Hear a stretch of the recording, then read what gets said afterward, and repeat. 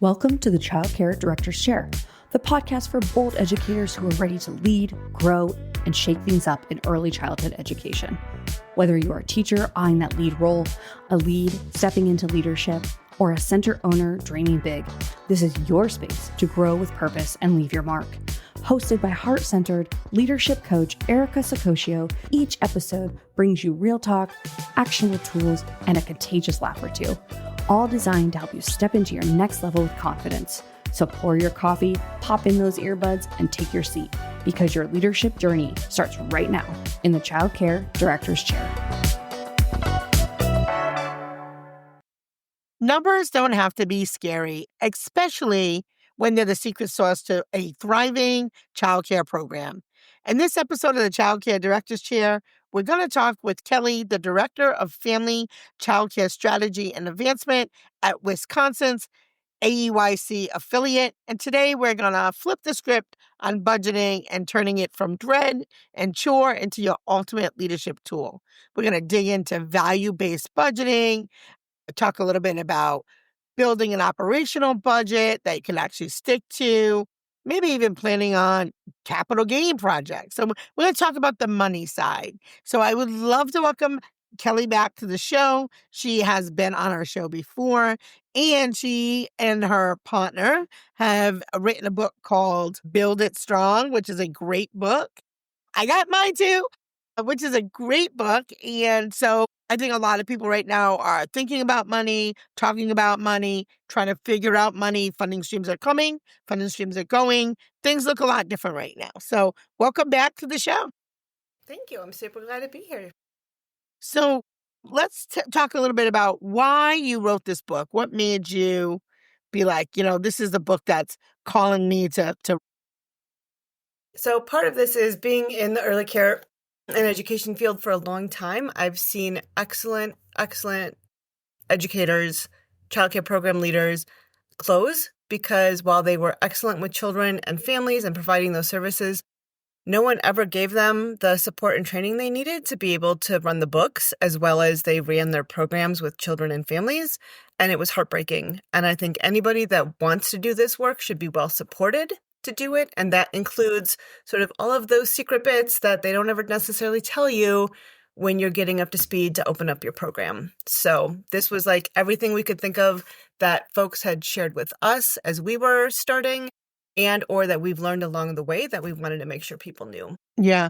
The other thing I noticed about the book, which I thought was really great, a lot of times I feel like more recently now, when you get a book, like there's not a whole lot of text on the page, to be honest. I mean, this book is like jam-packed with knowledge and content, and I like the way you broke it up.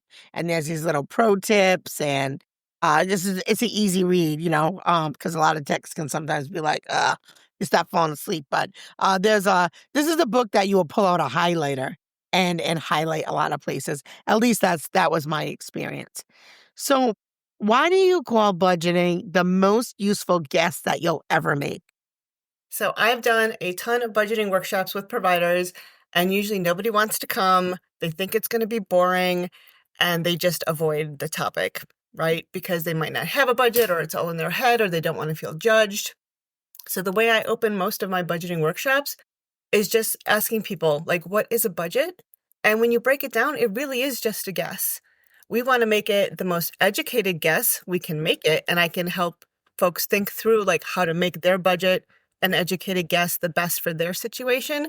But really at the end of the day, we can all make a guess about how much money is coming in and how much is going out and where those things are happening, and then we fine-tune it from there. Yeah, I find it's much easier if you've been in business a year or two because you have some data to go on, right? And then also you want to factor in shifts in the economy a little bit, shifts in supply and demand. Like there are a lot of factors that you sometimes have to make tweaks for, because my budget this year doesn't look like the budget last year or the year 4 years ago, but I can certainly get data from it. I mean, if you think about 7 years ago, I've been in business 17 years, but if you think about 7 years ago, what my payroll looked like compared to now, right? If you just said, all right, well, if you consider a 3% raise, but it didn't work that way, right? It was in excess of almost, for some folks, 40%, from where we were 7, 8 years ago in the industry. Good, but also a budget factor for sure. You had talked about a minute ago about the way people think about budgets. So, what's the biggest mindset shift that you think leaders need to make when they're creating their first operating budget? That your budget is actually a values document and it is a living thing. So it is not something you create one time, set it and forget it.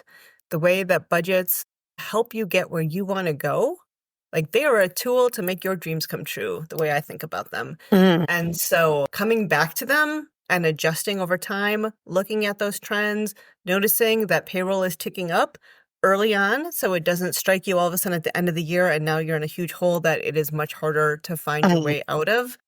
So basically thinking about your budget and those actuals as your best friend in helping you get where you want to go. Yeah.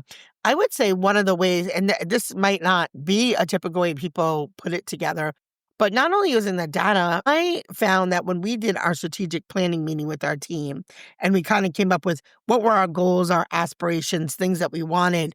I mean, some of the things that came up were putting in a new playground, getting some newer vehicles. So after that strategic planning meeting, we had to go back and readjust the budget a little bit and say, okay, how can we make this happen? And I have good news to report.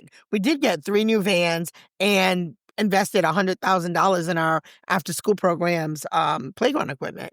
And that came in direct correlation from our strategic planning. But prior to that meeting, that wasn't in the budget. So we had to move some things around and make it happen. So that's a great example of how it's a living, breathing document. Yeah. I love that you went back and connected the dots because I Yeah. talk to folks all the time and they talk about their dreams for the program. And then I ask, and where would I see that in your budget? And they kind of look at me like, what do you mean? Like I have to pay my bills and all that. Right. You do. But if you Mhm. want to accomplish those other things, you have to make a concrete plan for them. And your budget and your policies is where that happens. Yeah. Because if you don't, it just becomes a wish. It's a wish. It's a wish. Exactly. Oh my It gosh. doesn't happen. It doesn't. I know we speak the same language. How can value-based budgeting help directors strengthen both enrollment and program quality? Because sometimes I think people think like those things compete. I love the way that you think. And I think that's a super powerful question. So when I think about the kind of program I want to create something that stands apart from everyday other childcare programs. My program is special. Here's why it's special. And these are the things that are in my budget that help me make it special so that when I'm talking to parents, I'm not just a boring, average, everyday childcare program. I have things that I know my staff believe in, I believe in, and we know are good for children and families embedded in our program, and they're funded through the budget. Yeah. And I'm going to give you guys a little budget tip here. Here's what we have done because, money is tight right now. I have been able to find dual roles and talents that my staff have, the staff I already employ. And so now we have a teacher who speaks Spanish and English. We have her doing a Spanish immersion program that costs me no extra dollars. I have another young gentleman who loves plants and taking care of plants. We started a garden club. Next to nothing. You know how much seeds are there? Like 5 cents. Like cost next to nothing. So these are things that you can really use to make your program stand out without costing you a whole lot of money because we immediately think, oh my God, well, we don't have the budget for that. We can't charge families more. But look at the talents and the resources you have. And it could be existing staff. It could be existing families. Ask people, what do you do for a living? Would you mind sharing that in the school? Like there's just so many ways you can really stretch a budget. So let's talk about maybe sticking to the budget, right? We made a budget. What are some strategies to help directors and owners stick to the budgets they create? So part of that is understanding that you created a tool to help you go where you want to go. And if you really want to get there, you do have to make decisions that support the plan that you set out. So it may mean that you can't fully implement the entire playground that you want to do in 1 year because the money just isn't there and the plan that you set up is a multi-year plan. But what you don't want to do is go, well, I'm not going to finish that playground anyways this year. So I'm just going to take that money and $200 is going to go for art supplies this year because we just need Mhm. X. You want to make a plan that you can stick to. So when you're budgeting, being as realistic as possible also helps. The dreams and the aspirations are the part of that inspire your budget. But when it comes to the day-to-day, you really have to look at the numbers, the datas, and the trends. And your budget should reinforce you wanting to stick to those things, because you know that in the end, if you do that, you will get that playground in those 3 years that you budgeted for, instead of chipping away little bits and taking that money and moving it elsewhere, and then you never get that playground that you want. Yeah. And we did ours in sections too, by the way. It makes sense, We right? did. And then, we worked with some partners. There was a finance company we were able to work with. So we just paid 700 and change a month instead of writing a check for 50,000. So there's ways to make it stretch. How could programs adjust when unexpected, not when, because we all know it happens, unexpected expenses or revenue shortfalls hit like mid-year? What can we do? So part of that is thinking from the beginning holistically about what it really takes to run a childcare program. So having an emergency fund, not because you hope an emergency isn't going to happen, but because you know it is going to happen. And when you think about setting your rates need to be set in such a way that they actually cover the costs of those unexpected things from the beginning. Your washer and dryer is never going to become newer. It is only going to wear out, and it's going to wear out either this year, next year, or the following year, right? Because we do so much laundry. So planning those replacements, like there should be a line item set aside for replacements for materials that you know are going to wear out and equipment you know you're going to need to repurchase. Yeah. That makes those like emergencies more Not expected. And then when a real emergency does happen, you do have funds set aside because you know something is going to happen, even if you don't know what. You can sleep a lot better at night too. So we do, like, we just have $1,000 every month. We don't even look at it. We don't even touch it. That just goes into a savings account, emergency account. It just goes there and accumulates pretty quick, especially if you get good interest on it. And we're going into the fall. Well, most of us. I mean, I guess it depends where you live. But, for all of us, for me, I feel like it's always the HVC unit. It's either the heating unit, the air conditioning unit. It's always running, right? It's always running. It's that, it's unexpected roof leak. It's all those things. So Laptop gets fried somehow. yes. So how can centers plan for big capital projects like renovations or expansions without putting their operating budget at risk? So that is something that it takes that larger vision to think about. And you mentioned like working with other financial partners. There are entities that do values-based lending actually in communities. So CDFIs, or community development funding institutions, can help, or financial institutions, can help make some of those realities happen, and can set out a roadmap that works for the funding organization and for that childcare program, knowing that the loan structure may need to be more patient, the interest rates might need to be adjusted to make sure that it can work for those programs that aren't necessarily rolling in cash, but are doing incredibly important work in their communities. Yeah. So it may not be a bank that you go to necessarily. It may be a credit union. It may be a CDFI. It may be a foundation that you can talk with, and they can help use their networks as well. Yeah. Think about who are the right partners at the table to get this project done. Yeah. And shop around too. I think that's important. Interest rates vary quite a bit, and interest rates are extremely high. So please don't put it on your school credit card. That's a hole that never fills. So let's talk about the role of cash flow forecasting and preparing for these larger investments. Yep. So we know as a business, there are going to be bills that come that are annually, might be semi-annually. So twice a year, you might have a large payment going out. What you can't do is just treat that month like any other month, right? So in the months where you are not paying that bill, similar to what you do where you put that $1,000 away, when I had my insurance liability payments due, right? I knew how much they were going to be for the year. Setting aside that amount every month, I don't look at it. It's not my money. It's already obligated to somebody, and that goes in a separate account and stays there until those bills come. So by watching what comes in and goes out every single month, you start to see what trends where you may have more tuition coming in, or you may have heavier bills coming in, and figuring out how to make those dollars match across each month to make sure that you're never hit with a super large, like, oh my gosh, it's the liability insurance bill. What do we do? Nope, we've got a plan. We already planned for it. And it's really that habit of putting money aside and forgetting about it until that bill comes, because it's not your money. It already has been promised to that insurance company. Yeah. I would say, too, the other thing is when we think about the bills that way, I also would say think about your revenue that way. So if your program has a slower season, be aware of that. And then how can you increase the revenue during that period of time? So at our program, we actually don't have a slow season because we also run summer camps. So when preschools will drop down enrollment during the summer, which they typically do, our school age program ramps up.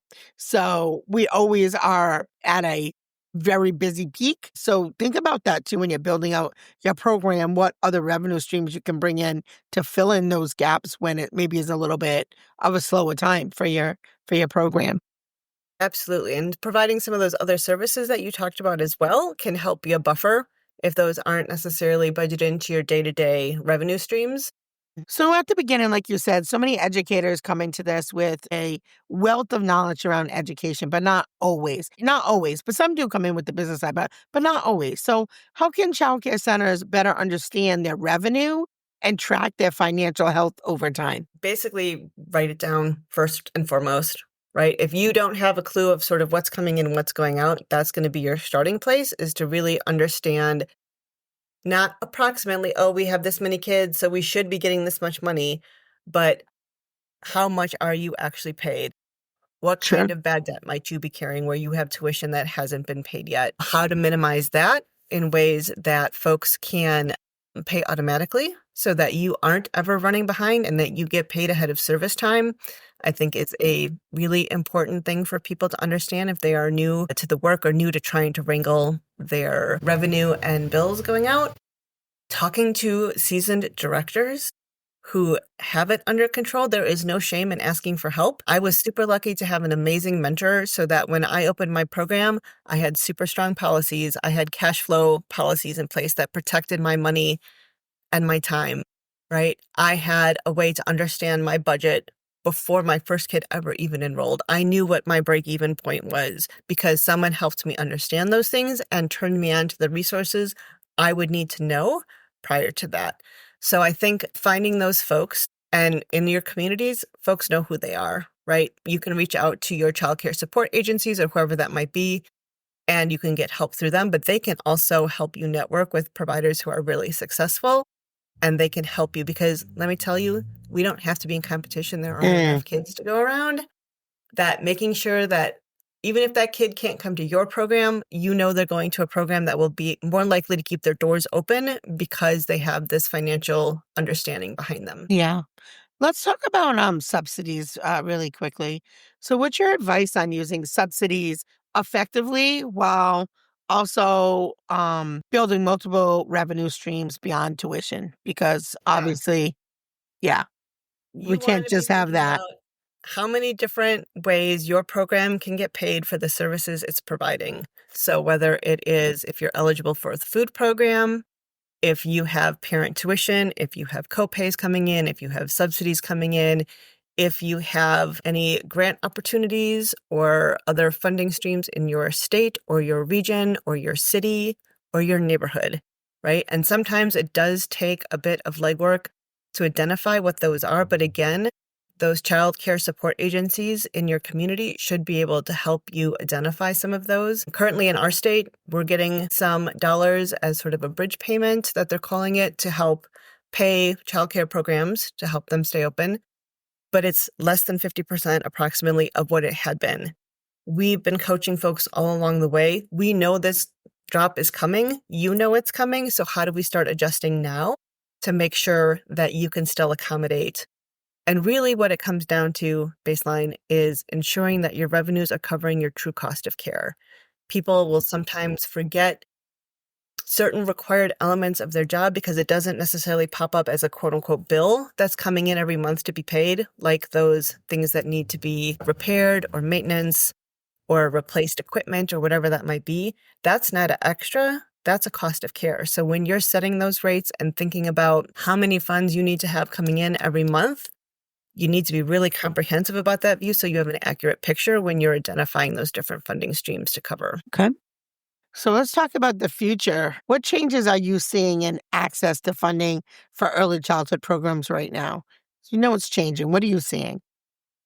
Yep. So in one way, we're seeing people who are never talking about childcare before talking about it. We've had more conversations with economic development folks about childcare in the last 5 years than probably my whole career combined Yep. prior to that. At least in our state, funding grants are including childcare as small businesses in ways they didn't really consider them before. Like, oh, you're just like a service provider. But no, we're actually an employer. We're also a small business. And it's not just that we're here in service of other people. We exist in our own right as a small business. And I think that shift has been happening. So on one hand, there's more conversations, but that also means that there's a lot of people getting into the mix because they may think that they've figured out that safe child. Well, just open up a new program. That can do more harm than good, especially to the programs that already exist. So ensuring that the folks that are coming to the table around these conversations for childcare funding understand intimately the impact that decisions can have and those unintended consequences. We know pre-K in certain communities have really devastated the infrastructure of private childcare because no one really ran the numbers when they were thinking about that pre-K program. They're like, oh, more childcare, that's a great idea. Except we understand that when you take those 3 and 4-year-olds out of a program because they can go to quote unquote free childcare through this funded source, it really hurts the childcare programs. Or if they open up a program in a school district and they can pay more, it can devastate the infrastructure of the local childcare system. So thinking about staff. the ecosystem as a whole is something we definitely advocate for whenever folks are thinking about childcare and what's coming down the pike and how to support the system. Yeah. I think too, this is not really the topic, but I think that, as you said, when people are coming up with these plans and they don't really understand the full scope of it, like here's a perfect example. So what are working families doing during the summer? Those programs are closed. What are they doing during April vacation, February vacation, Christmas vacation, professional development days, snow days, right? Then what? So it isn't really a comparable program. And they get out at 2 or 3 o'clock. So if I work till 5, then what? So you're still going to need some type of program or care after. So we haven't really fully fixed the problem with that either. I think we need to look at everyone who is providing care as part of the ecosystem of care in that community Yes. and figure out how to link those pieces rather than try to plug one piece here but not acknowledge what's happening over there. Yeah. It really is a not one size fits all, and it's not one program solves it all. Yeah. So as we wrap it up, what's one piece of budgeting advice you would give to early childhood leaders who may feel intimidated by numbers?